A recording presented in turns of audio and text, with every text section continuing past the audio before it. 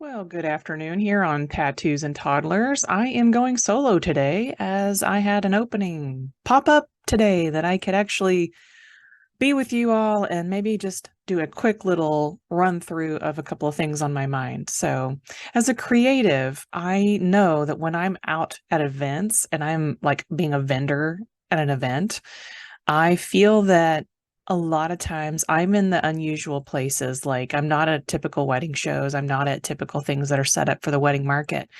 But what I do find is that satisfaction of being in a place that is very creative. And when I'm around other creatives, I just feel like I jump in the zone of being more creative. So the wonderful thing about doing events that aren't your standard wedding industry events is just that. The creativity, especially if you're an artist, is important to your soul. It's important to your heart. It's important to let yourself explore creative ideas.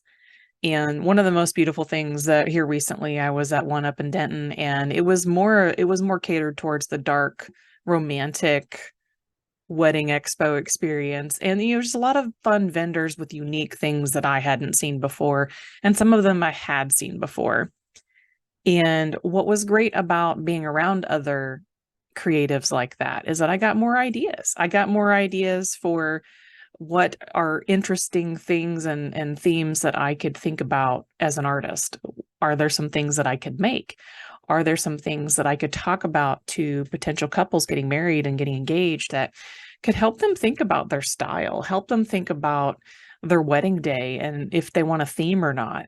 Or if they want to take a theme and just kind of like oomph it up a little bit, right? So this is what I do. This is what I do as an artist. And I love the fact that I can be both. I'm a photographer, I'm an artist, I'm a, conceptual artist, which to me just literally means I'm taking things out of my brain and making them happen. In some form or fashion. Not everything works, not every idea works. And I think a lot of people know that as a creative, that not every single idea is going to work. But I think the creative process is what's beautiful. So when I'm encouraging you to get out there and be creative, it's really don't follow a recipe, but make up your own recipe and ingredients for the things that you know that you need to do in this lifetime. And it's great to get inspiration from others. And there are many amazing, talented people out here. I don't know if you've been around long enough to see all these amazing short form video folks that just make stuff nonstop. And that's all they do is create, create, create. I'm very inspired by that. Um, and I love watching it and I get information from it and I get ideas from all of that. One of the things that I do for my personal self is I don't do too much of one thing. Otherwise, I get really, really burned out and I won't ever want to like see it or look at it again. Like there was a moment this year that I sat down and created with seashells and I was like, you know what? After about 28 of them, I'm good. I don't need to make any more. It's great. It's fine.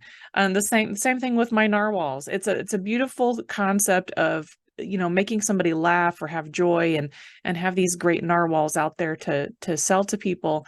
But it also like I can get easily burned out if I make too many or if I take on too many commissions. So the great news is that we as artists get to choose how much we take on in our lives. And I think it's important to realize that you have that choice. It's important to realize your signals for burnout. And I didn't mean this to be a burnout talk, but it is a very real thing that happens. And especially with artists, when you get tired of doing the same thing over and over, I just, take a minute to breathe and let yourself explore something else. Let yourself put a pause button on something you're working on. That way you can come back to it later and have that joy again. There's a lot of things that we do in our creative life that don't bring joy, and some of it just has to get done. I don't think if you're a business owner out there, I don't think every part of your business brings you joy. Let's just be honest. I do think that the pieces of it that do bring you joy, you just want to keep doing that over and over and over again. But you can't neglect the other things that have to be done in your business too. So, all that being said, as a creative, I think it's just so important, even now more than ever, to be self-aware of where you're at and how you have designed your life. How have you designed your business life? Have you used your time to give yourself some joy in the middle of the day? Or are you saving it for the weekend? Or if you're working on the weekend, do you do something in the middle of the week? These are the things that I'm working on myself as I'm moving from, overperforming or overdoing everything to a nice compartmentalized balancing act of, time management. Really, this is all time management for us.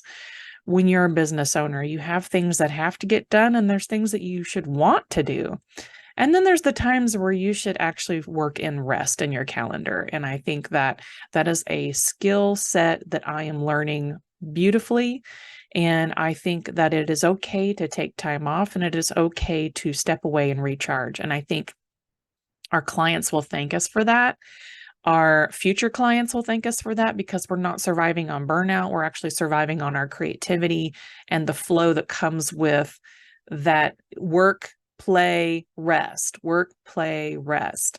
So today, as I leave you, I just wanted to let you know that it's okay to rest, and it's okay to step away from a project if you're overly burned out by it. Now, if there's a deadline, that's a different story. But if you are burned out with something that you were working on, please take a week off. Take a week off of thinking about it. You can step away from the project and still think about it. That's, to me, is still you're working on it in your mind.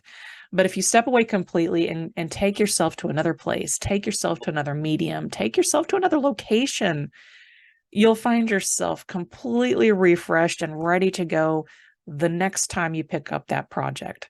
So I'm going to leave you here today with this little insight, this little wonderful creative moment with you all.